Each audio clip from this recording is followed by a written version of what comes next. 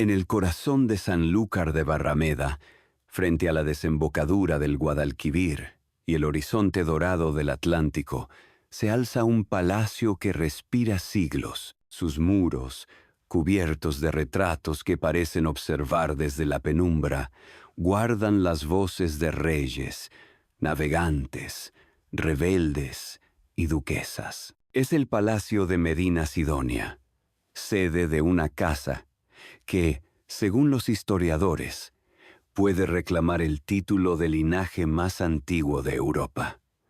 La Casa de Guzmán, transformada en Casa de Medina Sidonia. Allí, entre archivos que contienen más de 6 millones de documentos, se oculta la historia de España misma. Cada pergamino, cada sello de cera, cada carta desvela el rastro de una familia que ha estado presente desde la Reconquista hasta la transición democrática. Más de 8 siglos de poder, feudos, alianzas y caídas. Y sin embargo, la figura que hoy despierta más fascinación no es un duque guerrero ni un cortesano real, sino una mujer que desafió a su propio mundo, Luisa Isabel Álvarez de Toledo y Maura, la 12ª duquesa de Medina Sidonia, apodada la Duquesa Roja. Su apodo, pronunciado con respeto o con escándalo según quien lo diga, resume una paradoja.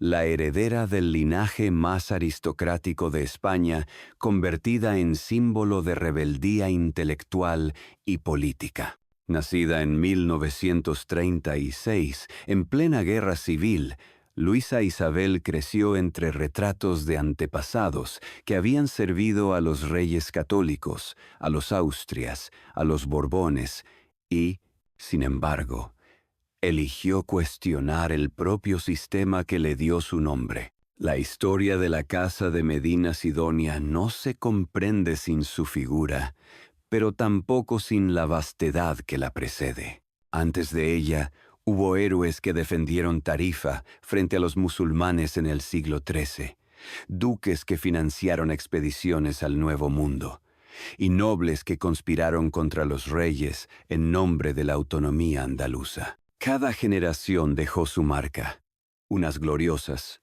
otras manchadas de ambición, poder y traición. El nombre Medina Sidonia resonó en crónicas y tratados, en diarios de guerra y en misales. Fue símbolo de grandeza y escándalo, de lealtad y rebelión. Durante siglos, su poder fue casi monárquico en el sur de España. Tierras extensas desde Cádiz hasta Huelva, flotas en el Atlántico y un papel central en la corte de Castilla. En 1588, el 7º duque, Alonso Pérez de Guzmán, fue designado por Felipe II como comandante de la Armada Invencible, aquel coloso naval destinado a invadir Inglaterra. El fracaso de la expedición marcó una herida imborrable en el prestigio familiar, pero no en su fortuna. Pasaron los siglos y la casa sobrevivió a guerras, invasiones, desamortizaciones, matrimonios estratégicos y pleitos interminables. Mientras otras dinastías se disolvían o vendían sus títulos, los Medina Sidonia conservaron su patrimonio, aunque cada generación pagó un precio distinto por ello. A mediados del siglo XX, cuando Europa se recomponía de la Segunda Guerra Mundial y España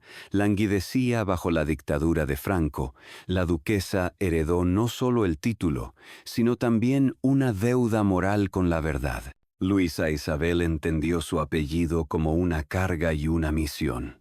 Desde el palacio familiar, un laberinto de patios mudéjares, galerías de mármol y bibliotecas infinitas, comenzó una labor silenciosa que asombraría al mundo académico: catalogar, preservar y abrir al público el Archivo Ducal de Medina Sidonia, una de las colecciones documentales privadas más vastas de Europa. En sus estanterías se encuentran tratados firmados por los reyes católicos, cartas de Colón y cronistas del Nuevo Mundo, escrituras de navegación y censos de los siglos más remotos. Pero su lucha no fue solo intelectual.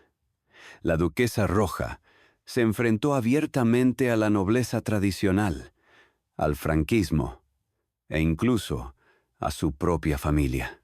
Defendió causas republicanas, apoyó movimientos obreros y convirtió su palacio en un refugio de pensamiento libre. La prensa de la época la retrató como una aristócrata excéntrica, una hereje entre títulos, pero quienes la conocieron la recuerdan como una mujer rigurosa, apasionada por la historia y profundamente consciente de la responsabilidad de su linaje. Sin embargo, detrás del mito hay una mujer sola en un edificio inmenso, rodeada de fantasmas de sus antepasados. En sus memorias escribió: «No heredé una fortuna, sino una carga de siglos, una historia que debía ser contada sin servidumbre al poder». Esa frase resume el espíritu que recorre toda la saga Medina Sidonia. La tensión entre el deber y la libertad, entre la herencia y la conciencia. Hoy, quienes visitan el palacio pueden sentir que el tiempo se ha detenido. Los pasillos huelen a madera antigua, las bóvedas resuenan con los pasos de los guías que susurran nombres en latín, y en las vitrinas se guardan los ecos de reinos desaparecidos. Allí comienza nuestro viaje, entre el oro y el polvo, entre la nobleza y la disidencia, en la frontera invisible entre el pasado y la verdad. Porque entender a la casa de Medina Sidonia no es solo recorrer la genealogía de un apellido, es adentrarse en el ADN de España misma, en la contradicción que une poder y memoria, orgullo y rebeldía. Y en el centro de esa contradicción, una pregunta resuena como el eco en los salones del palacio. ¿Cómo puede sobrevivir un linaje que desafía su propio destino? Para comprender el poder y la singularidad de la casa de Medina Sidonia, hay que retroceder a una época en la que los reinos de la península ibérica todavía eran un mosaico de fronteras inciertas, y la palabra España no designaba aún a una nación, sino a un ideal en construcción. Allí, entre las guerras contra los musulmanes del sur y las intrigas entre los monarcas cristianos, nació la figura que daría origen al linaje, Alonso Pérez de Guzmán, conocido en la historia como Guzmán el Bueno. Nacido hacia el año 1256, probablemente en León, Guzmán fue un caballero que alcanzó fama eterna durante el reinado de Sancho IV de Castilla. La leyenda, apoyada en crónicas medievales como las de Alfonso X y en documentos conservados en el archivo familiar, cuenta que defendió la plaza de Tarifa en 1294, cuando las tropas musulmanas intentaron recuperarla. Los enemigos capturaron a su hijo y lo amenazaron con matarlo si no entregaba la ciudad. Guzmán, fiel al rey y al código de honor castellano, arrojó su propio cuchillo desde las murallas para que cumplieran la amenaza. La anécdota, teñida de heroísmo y tragedia, quedó grabada como símbolo de la lealtad absoluta al monarca. Esa fidelidad le valió el reconocimiento real y la concesión de vastas tierras en el sur de Andalucía, especialmente en Tarifa y Medina Sidonia, localidades que con el tiempo se convertirían en el núcleo del poder familiar. Con el paso de los siglos, el apellido Guzmán se entrelazó con el destino del propio reino. En el siglo XIV, sus descendientes se integraron en la corte de Pedro I y Enrique II, extendiendo sus dominios hasta el litoral atlántico. El título ducal surgiría más tarde, en el reinado de Juan II de Castilla. En 1445, el rey, agradecido por la fidelidad y los servicios militares de Juan Alonso de Guzmán, otorgó el título de primer duque de Medina Sidonia, elevando así a la familia a la cúspide de la nobleza castellana. Era un gesto de poder político, pero también un reconocimiento a una estirpe que había pasado de ser vasalla a convertirse en pilar del reino. Desde entonces, la Casa Guzmán, convertida ya en Casa de Medina Sidonia, se consolidó como una de las familias más influyentes de la Baja Andalucía. Su sede principal se estableció en Sanlúcar de Barrameda, un enclave estratégico en la desembocadura del Guadalquivir, desde donde partían las expediciones hacia el Nuevo Mundo. El puerto de Sanlúcar no solo era un punto comercial, era la puerta de salida hacia el imperio que nacía, y los duques controlaban sus rutas, sus impuestos y sus fortificaciones. Durante los siglos XV y XVI, los Medina Sidonia acumularon riquezas incalculables. Poseían señoríos en Huelva, Cádiz, Sevilla y parte de Extremadura. Controlaban pesquerías de atunes, molinos, minas y tierras fértiles. Su influencia se extendía tanto sobre el campo como sobre el mar. Eran, al mismo tiempo, señores feudales y armadores, mecenas de iglesias y estrategas de la monarquía. El segundo duque, Enrique de Guzmán, reforzó los lazos con la corona mediante alianzas matrimoniales y militares. Participó en las campañas finales contra el Reino de Granada y asistió a la toma de la Alhambra en 1490, y testigo de la culminación de la Reconquista. Su nieto, el cuarto duque, Juan Alonso de Guzmán el Bueno, acompañó a los reyes católicos en la organización de las nuevas tierras conquistadas y en las relaciones diplomáticas con Portugal. No es casual que Cristóbal Colón haya partido en 1498 de Sanlúcar de Barrameda, bajo la atenta mirada de los Medina Sidonia, quienes, aunque oficialmente no financiaron su expedición, controlaban el puerto y las rutas marítimas. Las crónicas del archivo ducal registran permisos de navegación, contratos de aprovisionamiento y correspondencias entre la Casa Guzmán y la corte de Isabel la Católica. El auge de la familia coincidió con el nacimiento de la España imperial. Con los Austrias en el poder, los Medina Sidonia se convirtieron en una especie de virreinato no oficial del sur. Gobernaban con autonomía, recaudaban impuestos, administraban justicia y mantenían ejércitos privados. Tal era su poder que, en más de una ocasión, los monarcas tuvieron que recordarles los límites de su autoridad. En el siglo XVII, el séptimo duque, don Alonso Pérez de Guzmán el Bueno, heredó esa mezcla de orgullo y responsabilidad. En 1588, Felipe II lo nombró comandante supremo de la Armada Invencible, la flota más ambiciosa jamás reunida por la monarquía española. A pesar de la preparación y los recursos, la empresa terminó en desastre frente a las costas inglesas. El duque, acusado injustamente de cobardía y mala estrategia, cayó en desgracia, aunque sus descendientes lograron rehabilitar su honor con el tiempo. Ese episodio marcó el principio de una nueva etapa. La Casa de Medina Sidonia ya no era solo símbolo de poder territorial, sino también de la vulnerabilidad de los grandes linajes ante la política real. En los siglos siguientes, sus alianzas con las casas de Medinaceli, Alba y Osuna reforzaron su influencia, pero también la enredaron en un complejo entramado de matrimonios, pleitos y herencias. A nivel arquitectónico y cultural, los duques dejaron una huella monumental. El Palacio de Medina Sidonia, reconstruido en el siglo XVI sobre estructuras mudéjares, se convirtió en un emblema de la grandeza andaluza. Sus salones acogieron embajadores, poetas y artistas. Su biblioteca reunía manuscritos árabes y crónicas castellanas.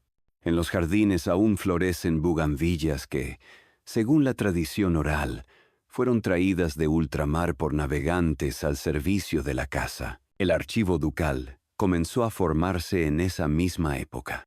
Lo que hoy conocemos como el archivo histórico de la Casa de Medina Sidonia tiene sus raíces en la obsesión de los duques por registrar cada acto notarial, carta real o censo de sus dominios. Gracias a ello, la historia de España puede rastrearse a través de sus documentos, tratados de paz, correspondencias con virreyes de América, informes de comercio con Génova y Flandes, y censos agrícolas que describen la vida cotidiana de los pueblos bajo su jurisdicción.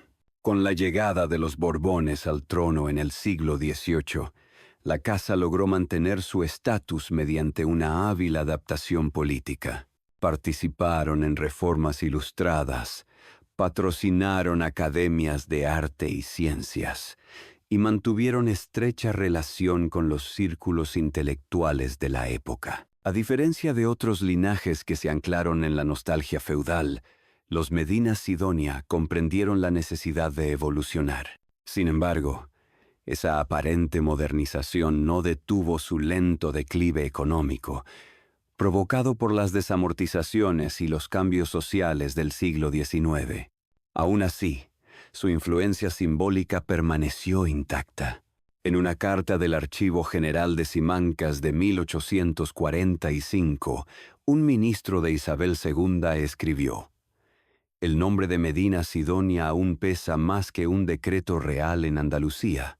No era una exageración. En la memoria colectiva, el apellido Guzmán representaba el eco de la vieja nobleza que había construido y sufrido la historia del país. Cuando finalmente, en el siglo XX, la duquesa Luisa Isabel Álvarez de Toledo y Maura heredó el título, recibió junto con él el legado de 8 siglos de gloria, culpa y silencio. Su decisión de abrir los archivos, de estudiar y publicar la verdad sobre su linaje y sobre España, no fue un acto de rebeldía juvenil, sino la continuación natural de una tradición de custodios de la historia. Ella transformó el privilegio en conciencia. Así, los orígenes medievales de la Casa Guzmán no son solo la raíz de una saga aristocrática, sino el punto de partida de una reflexión más amplia: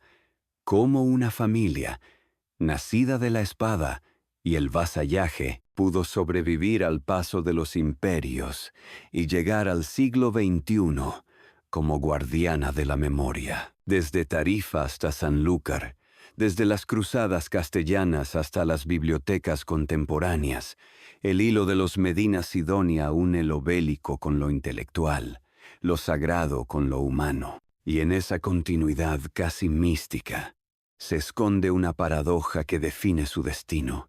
Una casa nacida para servir al poder terminó siendo la que lo desafió con la palabra escrita.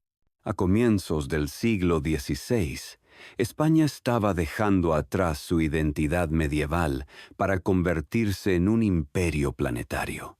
Castilla y Aragón se habían unido bajo una misma corona, y las rutas oceánicas recién abiertas ofrecían horizontes de riqueza y dominación. En ese escenario, la Casa de Medina Sidonia no era una mera espectadora.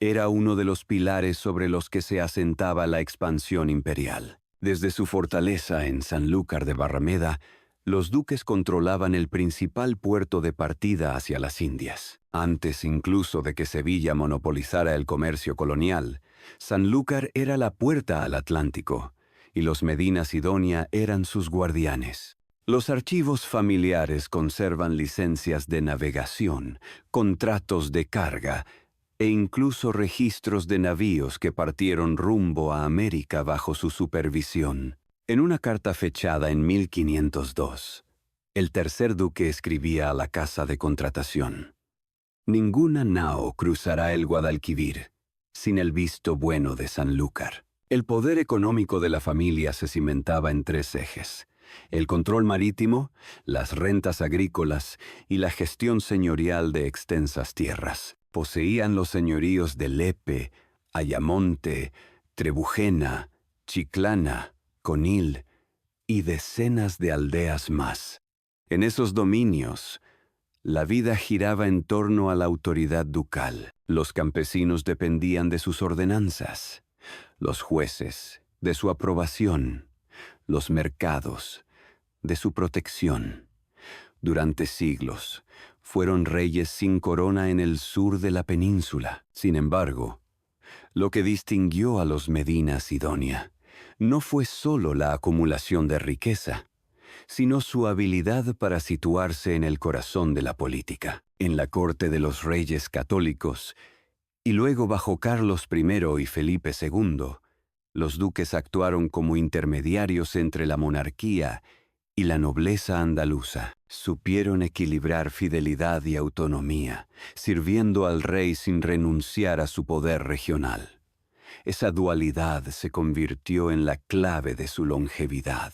Durante la primera mitad del siglo XVI, el cuarto duque, Juan Alonso Pérez de Guzmán el Bueno, consolidó la red de alianzas matrimoniales que aseguraría la supremacía familiar. Se emparentó con los duques de Béjar, los Ponce de León y los Enríquez de Cabrera, familias que controlaban vastos territorios y ocupaban cargos clave en la administración imperial. Estas uniones no solo fortalecieron su linaje, también lo insertaron en el complejo entramado de intereses que sostenía el imperio español. El auge de la familia coincidió con la expansión transatlántica. Desde los puertos de Sanlúcar y Cádiz partían las flotas que llevaban oro, plata y especias hacia Europa. Cada galeón que regresaba desde Veracruz o Cartagena de Indias debía cruzar las aguas bajo la vigilancia de las torres y atalayas que los Medina Sidonia habían mandado construir. A través de impuestos, concesiones y privilegios, la casa obtuvo una participación directa en ese flujo de riquezas. Pero el oro de América trajo consigo la sombra de la envidia y la ambición. En 1549, el quinto duque se vio envuelto en disputas con la Casa de Alba y con el Consejo de Indias por cuestiones de jurisdicción marítima. La correspondencia de la época revela un tono casi altivo. No hemos de servir al rey como vasallos comunes, sino como guardianes de sus mares. Esta afirmación resume el espíritu de la casa, un linaje consciente de su valor y de su independencia. El apogeo alcanzó su punto culminante bajo el séptimo duque, Alonso Pérez de Guzmán el Bueno, quien heredó el título en 1578. Era un hombre de gran educación, amante de las ciencias náuticas y de la estrategia, y mantenía correspondencia con cosmógrafos y almirantes de toda Europa. Felipe II, al confiarle el mando de la Armada Invencible en 1588, no solo premiaba su lealtad, sino que reconocía el poder marítimo de la familia. La empresa, sin embargo, terminó en tragedia. Las tormentas, los errores logísticos y la resistencia inglesa destruyeron la flota más ambiciosa del siglo. El duque regresó a España deshonrado, víctima de intrigas cortesanas. En realidad, los informes posteriores demostraron que había cumplido las órdenes al pie de la letra y que las causas del desastre eran estructurales. Sobreestimación, mal tiempo y decisiones tomadas desde Madrid sin conocimiento del mar. Pero el daño estaba hecho. El fracaso de la Armada marcó un punto de inflexión. Los Medina Sidonia perdieron temporalmente el favor real, aunque conservaron sus propiedades y su prestigio local. A pesar de ello, el episodio consolidó una imagen ambigua del linaje, poderosa, orgullosa y a veces maldita. Los cronistas del Siglo de Oro, fascinados por su historia, comenzaron a retratar a la casa como un símbolo de la ibris aristocrática. En obras teatrales y poemas de la época aparecen alusiones veladas a su gloria y su caída. El siglo XVII sería, paradójicamente, su momento más esplendoroso. Con los Austrias menores, los Medina Sidonia se convirtieron en auténticos virreyes del sur. En 1641, el noveno duque, Gaspar Alonso Pérez de Guzmán llegó a liderar un intento de secesión de Andalucía, aprovechando la crisis del reinado de Felipe IV. El complot, conocido como la Conspiración de Andalucía, buscaba crear un reino independiente bajo su mando, inspirado por el ejemplo de Portugal. Sin embargo, el plan fue descubierto, y el duque cayó en desgracia. A pesar del escándalo, su figura quedó envuelta en leyenda. Algunos lo consideraron traidor, otros visionario. Su correspondencia con la corte portuguesa y con nobles andaluces muestra una mezcla de pragmatismo y desesperación, el reflejo de una aristocracia que se sentía asfixiada por la centralización borbónica que ya se gestaba. A nivel artístico y cultural, los siglos XVI y XVII fueron la edad de oro del mecenazgo de la casa. Los Medina Sidonia financiaron capillas, conventos y obras pictóricas de artistas sevillanos y gaditanos. En el Palacio de Sanlúcar se conservaban retratos encargados a Francisco Pacheco y Zurbarán y manuscritos iluminados que rivalizaban con las colecciones de El Escorial.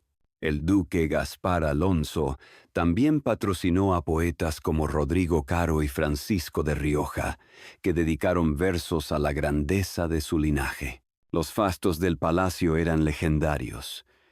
Las crónicas del viajero inglés Francis Carter, que visitó Sanlúcar en el siglo XVIII, describen aún el esplendor de aquellos salones. Un ducado que parece un reino, donde las lámparas arden con el aceite del Nuevo Mundo y las voces resuenan entre tapices de Flandes. Sin embargo, el lujo ocultaba grietas profundas. El mantenimiento de semejante patrimonio exigía una economía feudal que, a medida que avanzaban los siglos, resultaba insostenible.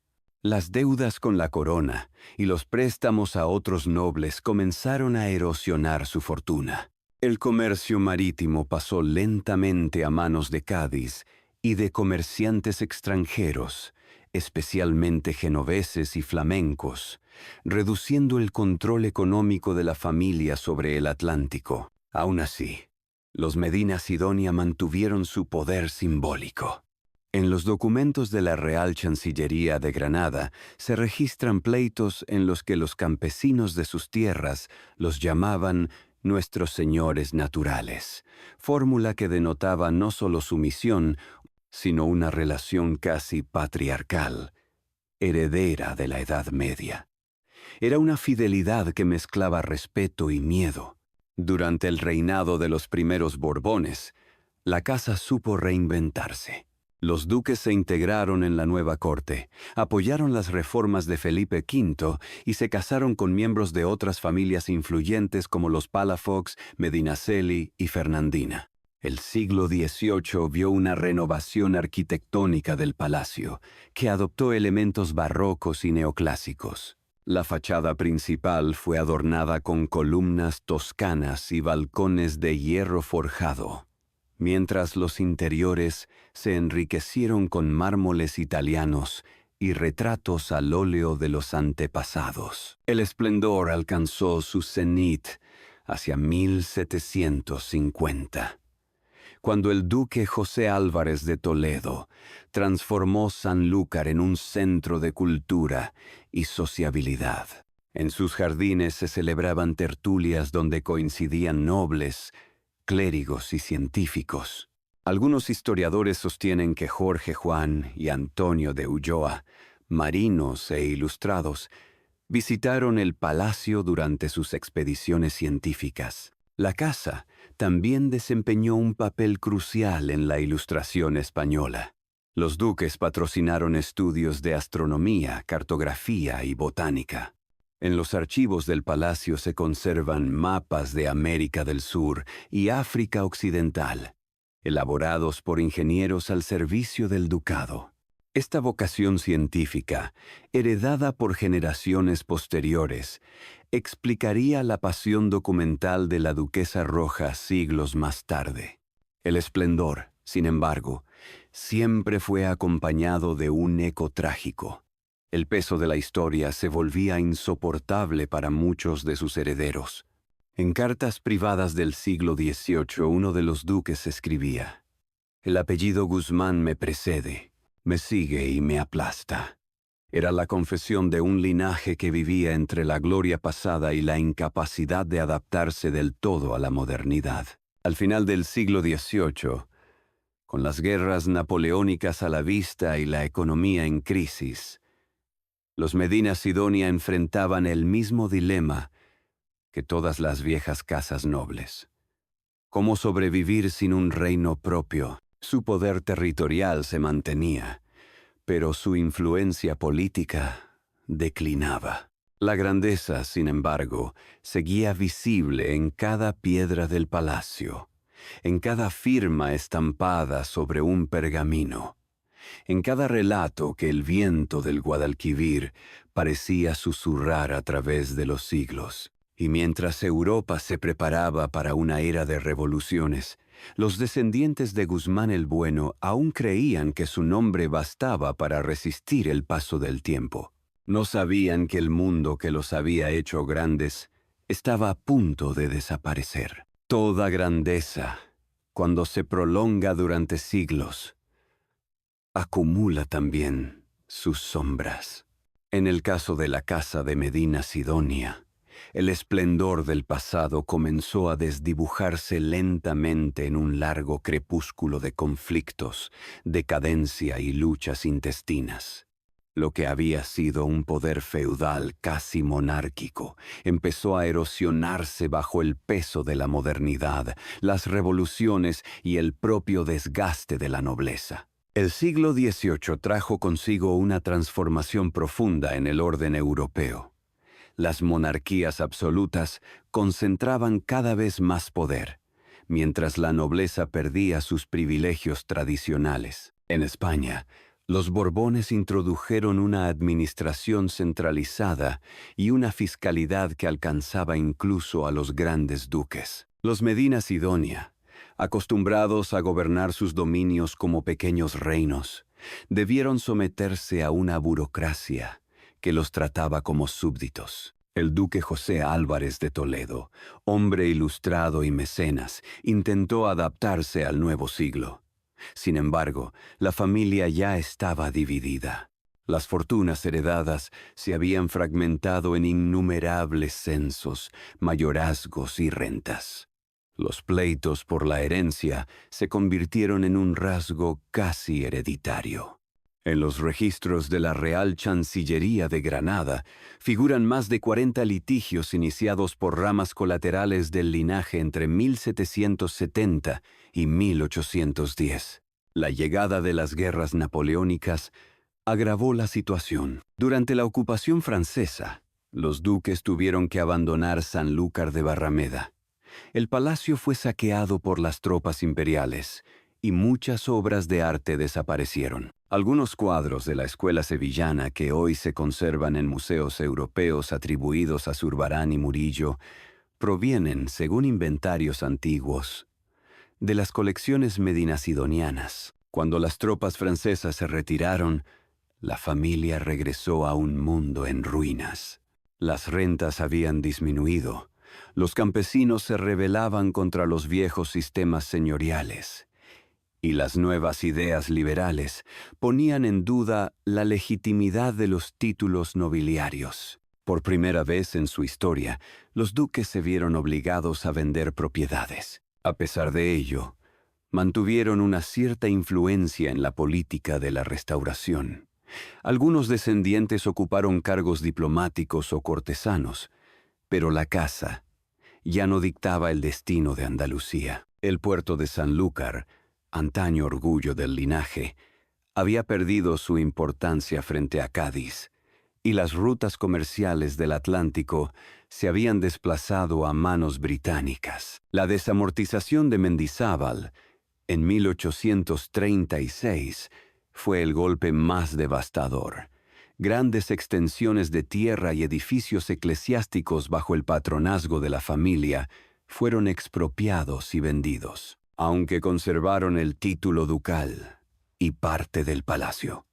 Los Medina Sidonia dejaron de ser el eje económico de la región. La nobleza terrateniente se convertía en un vestigio del pasado. La decadencia material se acompañó de un lento proceso de decadencia moral y familiar. Los duques del siglo XIX vivieron más pendientes de la vida cortesana madrileña que de sus antiguos dominios. El archivo ducal, ese tesoro histórico que hoy admiramos, quedó olvidado en los sótanos del palacio, invadido por la humedad y el polvo. La prensa de la época los retrataba como una familia legendaria que mira al pasado con melancolía. El romanticismo del siglo XIX transformó su imagen ante la opinión pública. Escritores como José de Espronceda y Gustavo Adolfo Bécquer mencionaron sus ruinas, sus leyendas y la historia heroica de Guzmán el Bueno. El nombre Medina Sidonia pasó a ser un símbolo de la España antigua, heroica y trágica, un espejo donde la nación proyectaba su nostalgia por los tiempos de grandeza imperial. Pero detrás del mito quedaba una realidad amarga. Las finanzas agotadas, los pleitos familiares interminables y una soledad creciente en los salones vacíos de Sanlúcar. A finales del siglo XIX, la familia atravesó una de sus crisis más escandalosas. El duque José Joaquín Álvarez de Toledo se vio envuelto en un proceso judicial por deudas, mientras su esposa reclamaba la custodia de los hijos ante el tribunal eclesiástico. Los periódicos de Madrid no tardaron en convertir el caso en un espectáculo, alimentando el morbo de una sociedad que ya veía a la aristocracia como un teatro de decadencia. El siglo XX encontró a la casa exhausta. La monarquía de Alfonso XIII se tambaleaba, la república se acercaba, y los viejos títulos nobiliarios se convertían en reliquias más simbólicas que efectivas. Fue en este contexto de crisis cuando nació, en 1936, Luisa Isabel Álvarez de Toledo y Maura, futura duquesa roja, hija de Joaquín Álvarez de Toledo y Caro, 14º duque, y de María del Carmen Maura Herrera, creció en un país dividido por la guerra civil. Su infancia transcurrió entre el silencio de los pasillos del palacio y los rumores de las batallas lejanas. Mientras España se desangraba, la niña observaba cómo su familia, símbolo de la aristocracia más antigua, sobrevivía refugiada en la memoria de un pasado glorioso. Pero esa memoria, en lugar de tranquilizarla, la llenó de preguntas. Desde muy joven, Luisa Isabel mostró un carácter rebelde y una curiosidad insaciable. Se negó a aceptar las versiones edulcoradas de la historia familiar que le contaban sus mayores. Si somos tan antiguos y tan nobles, decía, ¿por qué tantos de los nuestros callaron ante la injusticia? Esa inquietud marcaría toda su vida. Durante la dictadura franquista, la casa de Medina Sidonia vivió un contraste doloroso. Mientras muchos nobles colaboraban con el régimen, la duquesa ya joven se apartó del sistema. Se convirtió en lectora voraz de historia, arqueología y política, y comenzó a estudiar los archivos familiares con un rigor que asombraría a los académicos. En ellos descubrió no solo la grandeza de su linaje, sino también sus abusos, sus traiciones y su complicidad con el poder durante siglos. Esa conciencia crítica fue el germen de la Duquesa Roja. En una entrevista de 1976, declaró: «No me avergüenzo de mi apellido, pero me avergüenza lo que el poder hizo en su nombre». Sus palabras causaron escándalo en los círculos aristocráticos, acostumbrados a preservar una imagen idealizada, pero también la convirtieron en una figura admirada por historiadores y ciudadanos comunes, que veían en ella un ejemplo de integridad. El régimen franquista no le perdonó su independencia. En 1968 fue encarcelada brevemente por apoyar causas republicanas y escribir artículos críticos con el gobierno. En el archivo del Ministerio de Gobernación todavía figuran informes de vigilancia sobre sus actividades.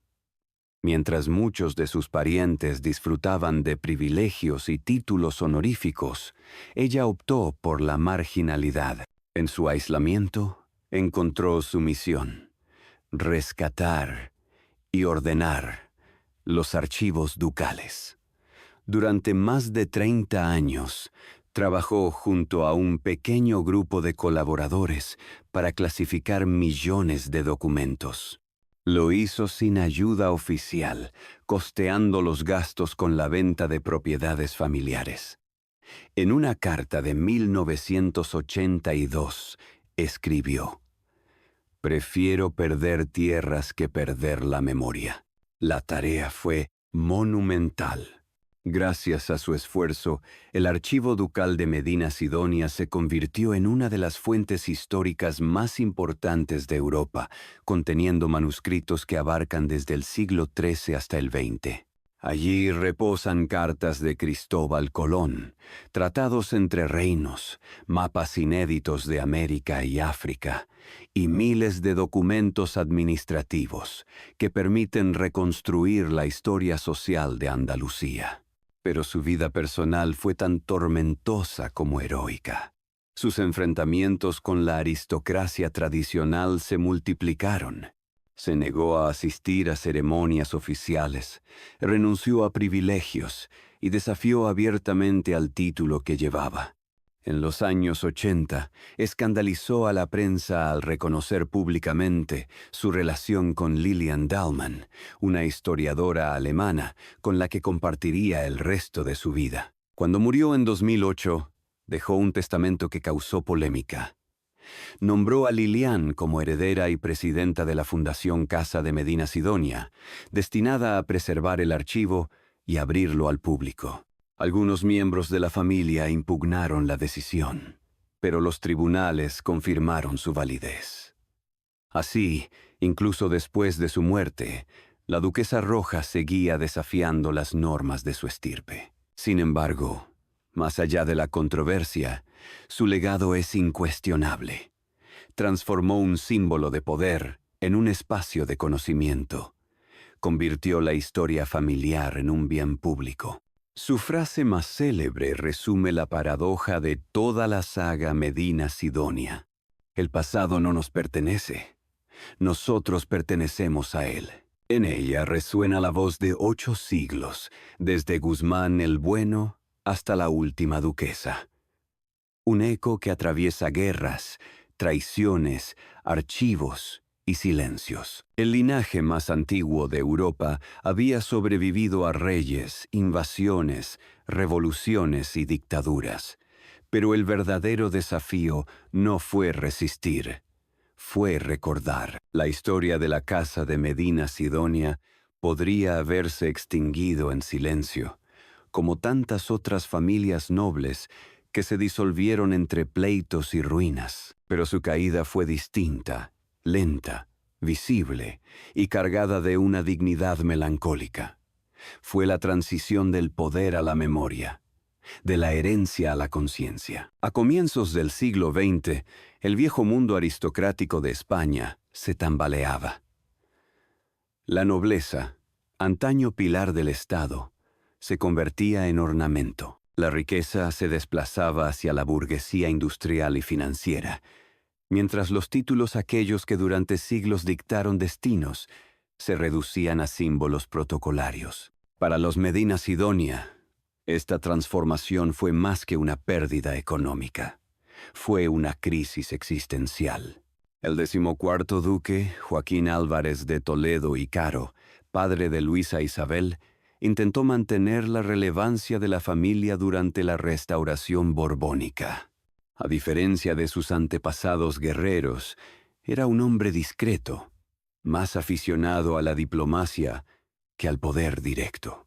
En 1927 contrajo matrimonio con María del Carmen Maura Herrera, sobrina del político conservador Antonio Maura, lo que unió por última vez a la aristocracia tradicional con la élite política, pero el país que heredaban ya no era el de los privilegios feudales. Era un territorio dividido entre modernización y resentimiento social. Cuando estalló la Guerra Civil en 1936, la Casa de Medina Sidonia se encontró atrapada entre dos mundos. Algunos miembros simpatizaban con el bando nacional, otros mantenían una prudente distancia.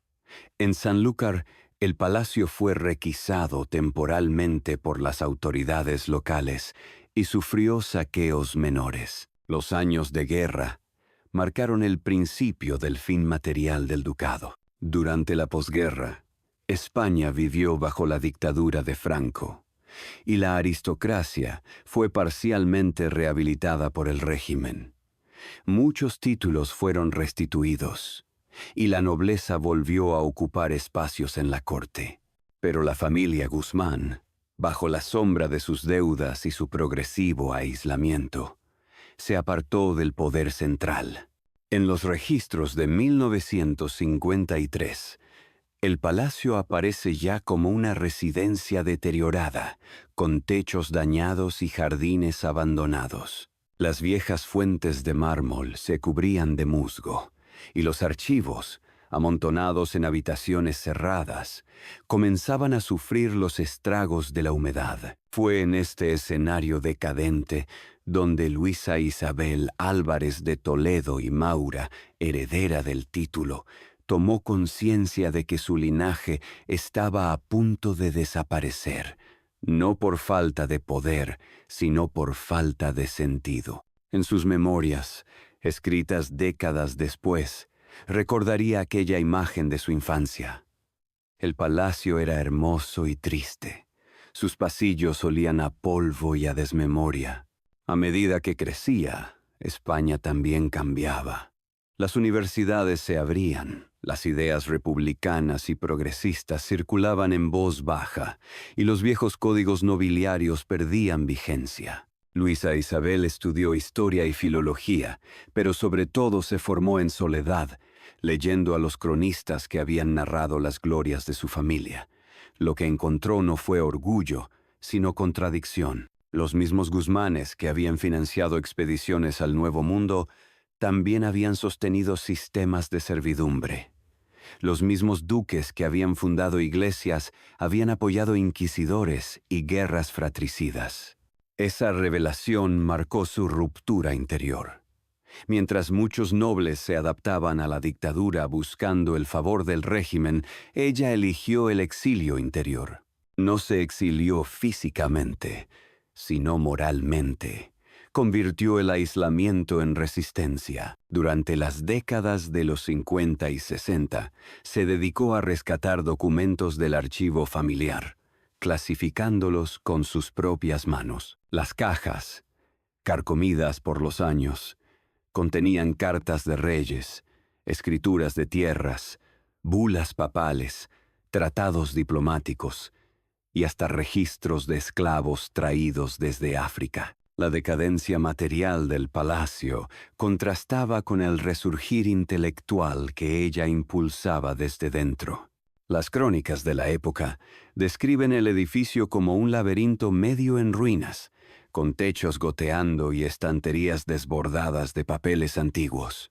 Aún así, Luisa Isabel se negaba a abandonar Sanlúcar. «Si me marcho», dijo en una entrevista, «el palacio muere, y con él, la memoria de 8 siglos». Su labor fue titánica. Sin financiación, sin apoyo institucional, sin reconocimiento oficial, logró ordenar cientos de miles de documentos. Académicos de toda Europa comenzaron a visitar Sanlúcar, atraídos por la magnitud del archivo. En los años 70, el Archivo Ducal de Medina Sidonia fue reconocido por la UNESCO como uno de los fondos documentales privados más importantes de Europa. Sin embargo, mientras el nombre de la casa recuperaba prestigio cultural, el patrimonio físico seguía deteriorándose. Los impuestos, las deudas y la falta de mantenimiento devoraban lentamente lo que quedaba del ducado. La duquesa vendió fincas, objetos de arte y antigüedades para sostener su proyecto archivístico.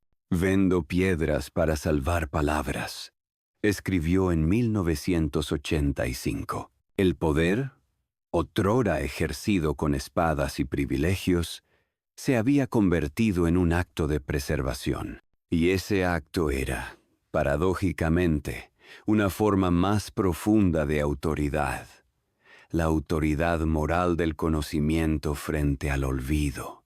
Durante los últimos años del franquismo, Luisa Isabel fue vigilada y censurada.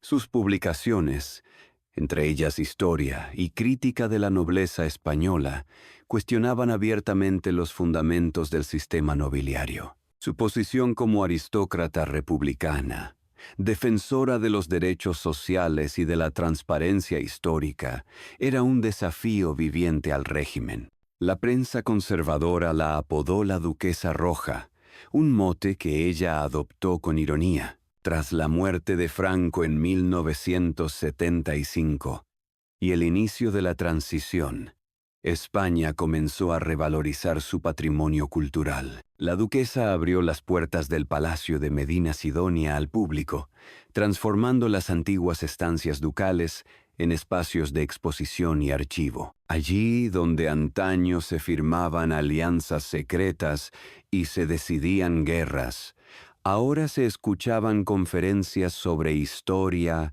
arte y memoria. Aún así, la casa seguía viviendo al borde del colapso económico. El Estado reconoció la importancia del archivo, pero no ofreció la ayuda suficiente. La duquesa resistió.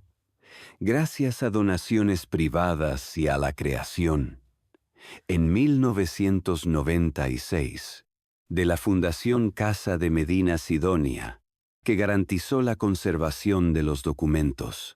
Su vida se apagó el 7 de marzo de 2008, en el mismo palacio donde había nacido. En el silencio de los corredores, el eco de su voz quedó suspendido, como si los retratos de sus antepasados guardaran luto por la última heredera que entendió su deber no como dominación, sino como testimonio. A su muerte, España redescubrió la magnitud de su obra. El archivo que había rescatado se convirtió en un santuario laico de la memoria nacional. Y el palacio, restaurado parcialmente por la Fundación, abrió sus puertas a investigadores, estudiantes y curiosos. El linaje más antiguo de Europa ya no tenía ejércitos ni señoríos, pero poseía algo más perdurable: la palabra escrita, la prueba de haber existido. La caída de los Medina Sidonia no fue una derrota, sino una transformación, como escribió un historiador contemporáneo. Los Guzmán dominaron mares y tierras, pero fue una mujer quien conquistó el tiempo. Hoy, al recorrer los salones silenciosos del Palacio de Medina Sidonia, uno tiene la sensación de caminar no por una casa, sino por una línea del tiempo. Las lámparas de hierro fundido iluminan retratos que parecen observarnos desde la eternidad. Guzmán el Bueno defendiendo Tarifa, los duques del siglo de oro envueltos en terciopelos, los rostros de aquellos que gobernaron sin corona, y de la mujer que, siglos después, renunció a ella para decir la verdad. El legado de la Casa de Medina Sidonia es una paradoja. Un linaje que acumuló poder durante más de 800 años y que terminó siendo recordado no por su dominio, sino por su memoria. Desde las murallas medievales hasta los archivos digitales del siglo XXI, su historia atraviesa la evolución de España misma: feudal, imperial, decadente y finalmente democrática. El archivo que Luisa Isabel Álvarez de Toledo y Maura salvó con su tenacidad alberga 6 millones de documentos. Es una catedral de papel donde se escuchan las voces del pasado, Contratos de navegación, cartas de virreyes, pleitos de campesinos, tratados de guerra y amor. En ellos se revela la esencia del poder, su grandeza, su fragilidad, su inevitable corrupción. La duquesa Roja comprendió que el verdadero privilegio no era poseer tierras o títulos, sino custodiar la verdad. En un país donde la historia fue tantas veces escrita desde los palacios y borrada en las aldeas, ella eligió abrir las puertas del suyo para que cualquiera pudiera leer. En su gesto, el aristocratismo se convirtió en servicio público, el linaje en legado.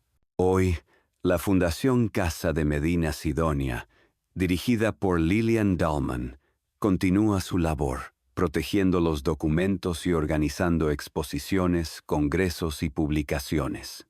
Investigadores de todo el mundo acuden a Sanlúcar de Barrameda para consultar archivos que revelan aspectos inéditos de la historia española, desde la colonización de América hasta las guerras napoleónicas. Cada caja abierta es una pieza de identidad recuperada. Pero el legado no es solo documental, también es moral.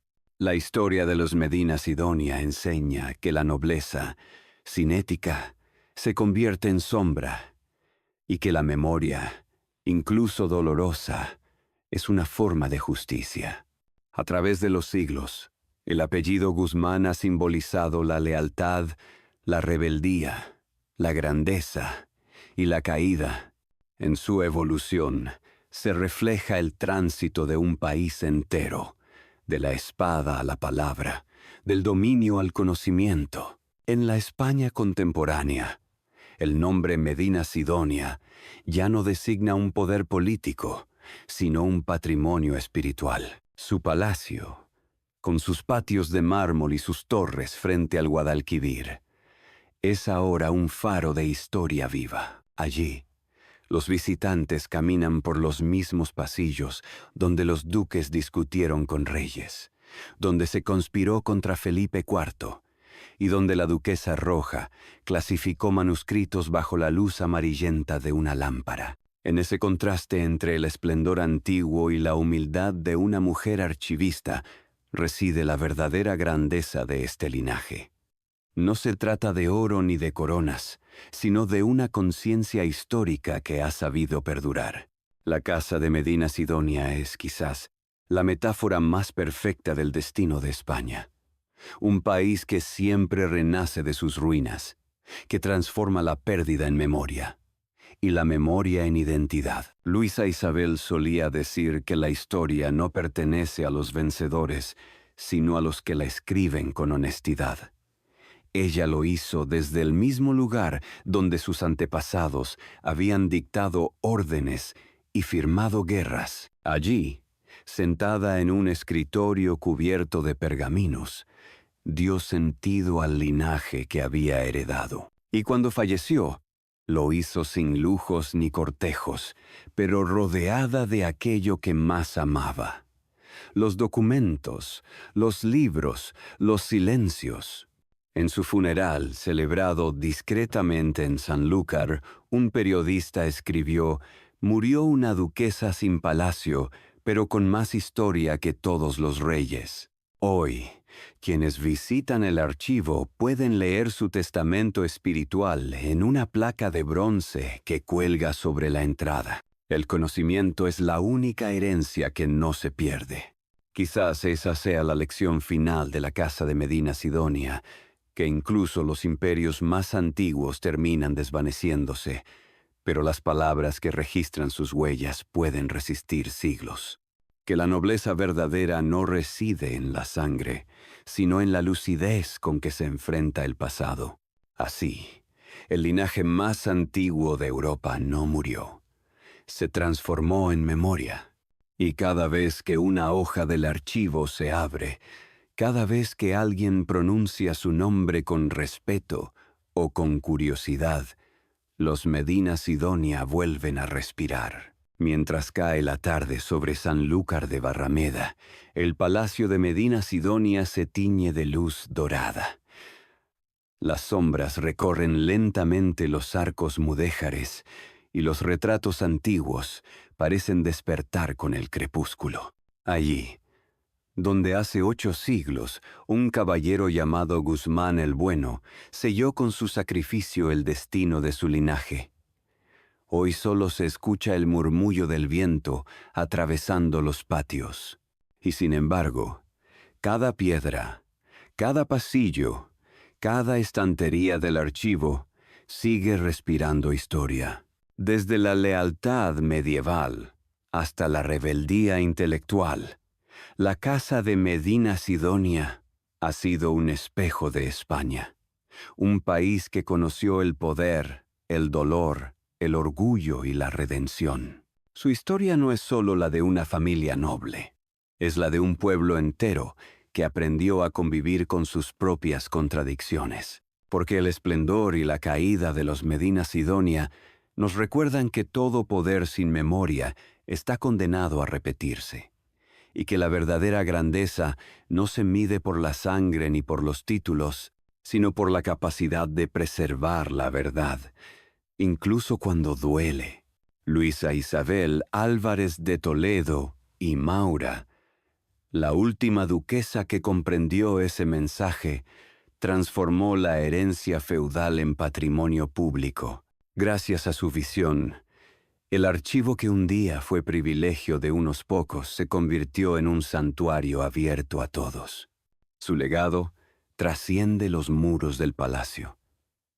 Es una lección de responsabilidad histórica, una advertencia y una esperanza. En sus palabras, quizá las más sinceras que una aristócrata española haya pronunciado, jamás se resume la esencia de este viaje. El pasado no se hereda para admirarlo, sino para entenderlo. Por eso, al finalizar este documental, no celebramos una dinastía, sino una transformación.